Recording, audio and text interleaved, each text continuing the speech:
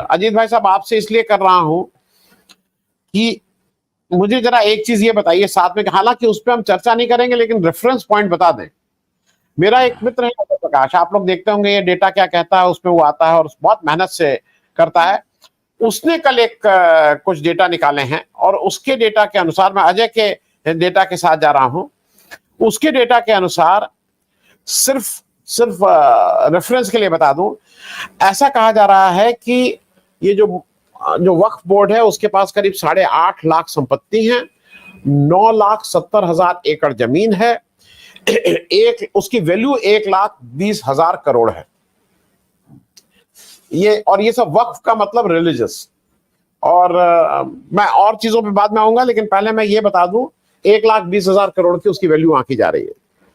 हमारा एक तिरुपति का जो देवस्थानम है वो 960 प्रॉपर्टी ओन करता है और 7,123 एकड़ जमीन है उसके पास, और उसके पास कुल वैल्यू इस प्रॉपर्टी की है 85,705 करोड़। ये केवल एक है और ये सबसे अमीर नहीं है, मतलब ये अंबानी अडानी नहीं है उन मंदिरों में। अंबानी अडानी वाले हमारे पास केरल में ज्यादा हैं। तो अजीत भाई साहब, पहली चीज जहां से ये शुरू किया, आपको लगता है कि अब बीजेपी को ये रोज रोज अब ये झेलना पड़ेगा, क्योंकि अब वो मनमानी जो करती थी, कुछ भी ले आए बिल, वॉइस वोट से करा दिए, माना नहीं माना, कैसे भी जबरदस्ती, ये वो बीजेपी है जिसने 140 सांसदों को बाहर निकाल के सीआरपीसी और आईपीसी के कानून पेश करके पास करा दिए थे। कल ये क्यों जेपीसी को दिया, जरा मैं आपसे समझूं, आपके हिसाब से क्यों जेपीसी को मैं गया? आनंद भाई, जो मुझे जो अकॉर्डिंग टू मी ये पहले लोकसभा में लाया गया था। फर्स्ट ऑफ ऑल इसका इंट्रोडक्शन किरेन रिजिजू जो माइनॉरिटी अफेयर्स मिनिस्टर हैं, उन्होंने इसको लोकसभा में लाया और उसके बाद इसको रिफर किया टू जेपीसी कि इस पर वाइडर डिबेट हो। 40 अमेंडमेंट्स ये क्लेम कर रहे हैं कि वक्फ बोर्ड जो भी एक्ट है लेटेस्ट, एक्चुअली नरसिम्हा राव जी के टाइम में, नरसिम्हा राव जी के टाइम में पहले बहुत बड़ा अमेंडमेंट हुआ था, 2013 में कुछ चेंजेस आए थे, उसके बाद ये 40 अमेंडमेंट्स उसमें ला रहे हैं।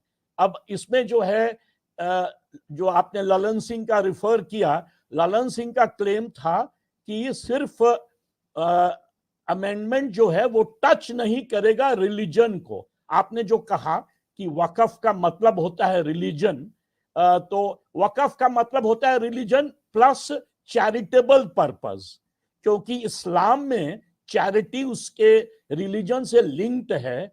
इस्लाम में तो चैरिटी और रिलीजियस दोनों जो है वक्फ के मीनिंग में आता है। इसका मतलब कि जो सारे मॉस्क्स हैं इंडिया में वो उसके अंतर्गत आते हैं, साथ ही साथ जो चैरिटेबल बॉडीज हैं, बोर्ड्स जो हैं बने हुए प्राइवेट, उसमें से कुछ हैं वो भी इसके अंतर्गत आते हैं।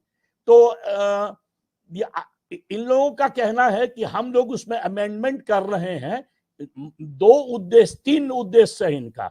एक, मतलब वैसे तो 40 अमेंडमेंट्स है तो बीजेपी का पता ही, हम मल्टी सॉर्ट ऑफ पर्पस होता है, पर 3 है, वो वुमेन को लाना चाह रहे हैं वक्फ बोर्ड में।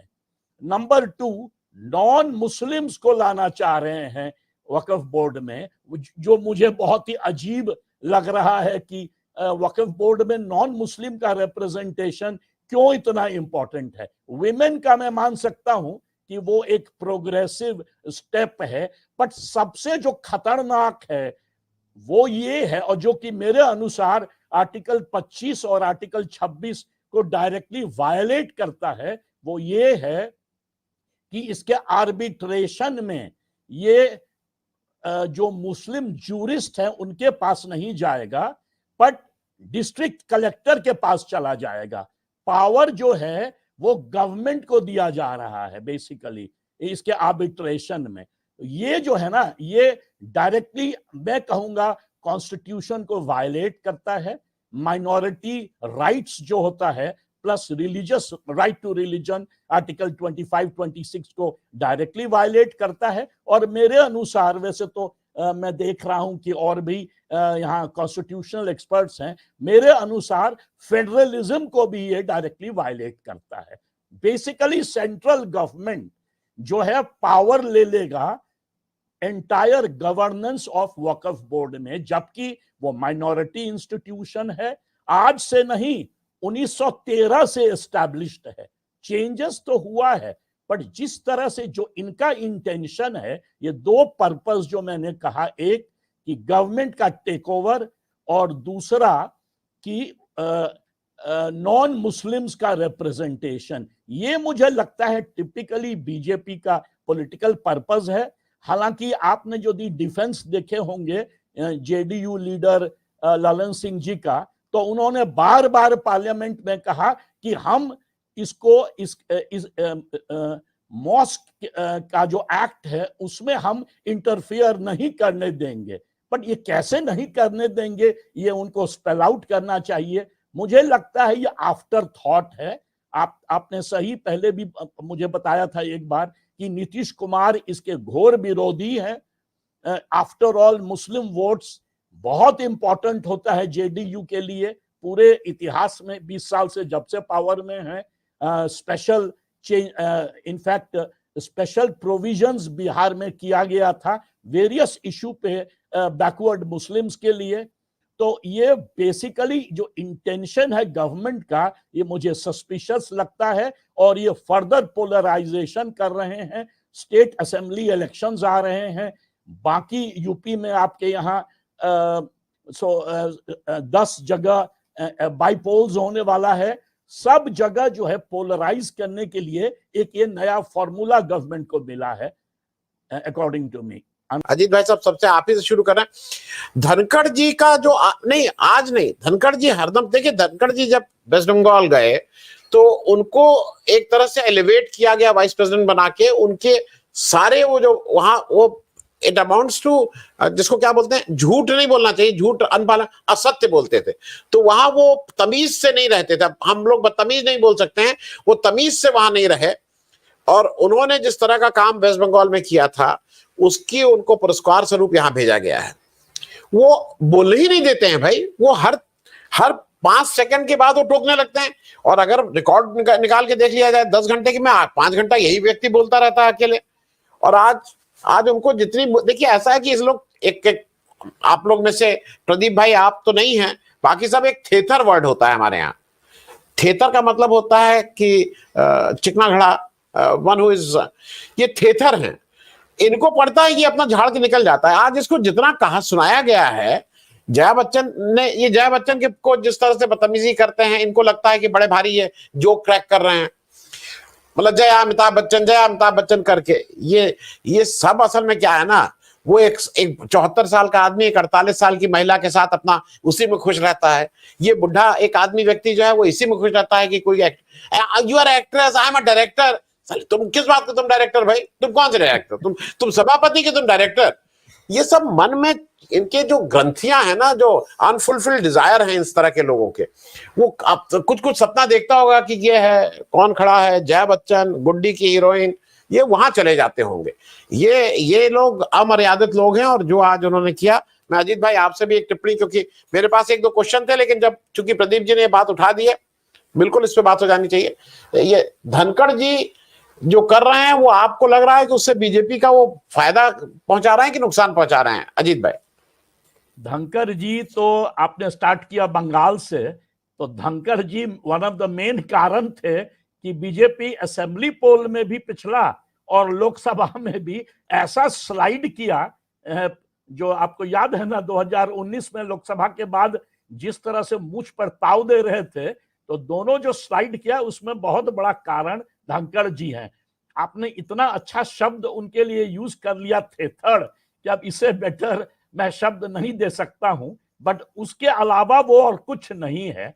वो बेसिकली लोगों को डराते हैं, चिल्लाते हैं। गवर्नर के रोल में भी उन्होंने वही किया, यहां भी वो वही किए जा रहे हैं। आपने सही कहा कि इतने सीनियर जो कांग्रेस प्रेसिडेंट पे इस तरह का अटैक करना, मतलब रेप्रीहेंसिबल अंग्रेजी में इसको आप कहिएगा, एबोमिनेबल, इससे बेटर शब्द मुझे हिंदी में नहीं मिल रहा है।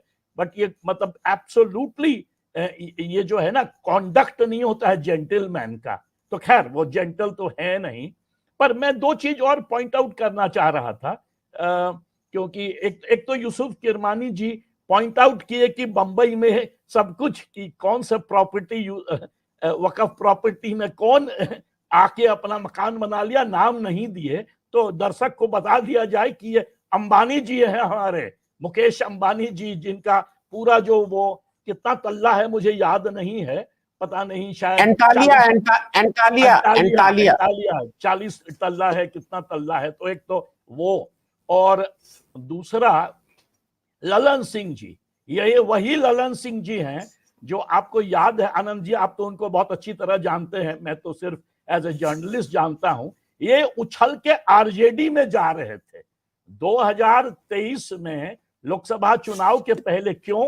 कारण क्या दिया गया था कि इनका जो क्षेत्र था, शायद मुंगेर है ना, ये वहां पे मुस्लिम जनसंख्या इतना ज्यादा है कि ये जीतेंगे नहीं। तो इन्होंने जेडीयू से एक तरह से मांगा था कि मुझे जो है सो अपने लोकसभा क्षेत्र पर ही फोकस करने दीजिए, मैं पार्टी का लीडरशिप छोड़ूंगा। आपको याद है ना, बहुत बड़ा हंगामा हुआ था यहां, उसी समय बात चल रही थी कि जेडीयू टूट जाएगा। अच्छा, एक जमाने में ये नीतीश जी को अपने घर में रखते थे, और भी ऑल टाइप्स ऑफ एलिगेशंस हैं इनके ऊपर, और जो कि मैं मेंशन नहीं करूंगा क्योंकि यहाँ भद्र लोग हैं। और यही वो है कि कल एक बैग जो है इन्होंने यू टर्न लिया बिना नीतीश कुमार को पूछ के। तो ये जो है शायद वही रोल प्ले कर रहे हैं जो आरसीपी सिंह की है, कि पहले जो है नीतीश कुमार के साथ दुबके हुए थे कहने के लिए आईएएस अफसर यूपी कैडर के, और बाद में एक बार मोदी जी कंधे पर हाथ रखे तो लगे मोदी जी का तलवा चाटने, और आज उनका ये हाल है कि उनको बिहार में कोई पूछ नहीं रहा है। तो ललन सिंह जी का भी मुझे लगता है उसी डायरेक्शन में, अभी तो उनको मिनिस्टरशिप मिल गया, अपना छोड़ दिए पार्टी प्रेसिडेंटशिप, संजय झा को धरा दिए। पर इनका जो चाल है, ये अब नया जो है इनका माने स्टार्ट हुआ है स्ट्रैटेजी। अब मिनिस्टर बन गए हैं, अच्छा मकान ले लिए हैं, बड़ा स्पोक्स पर्सन बन गए हैं। तो ये पहले भी कॉन्ट्रैक्टर रहे हैं, इनका जो पूरा बैकग्राउंड है वो नीतीश जी से बहुत अलग है। मैं इनको कभी सोशलिस्ट नहीं मानता था, तो मैं सोचा कि ये बता दूं।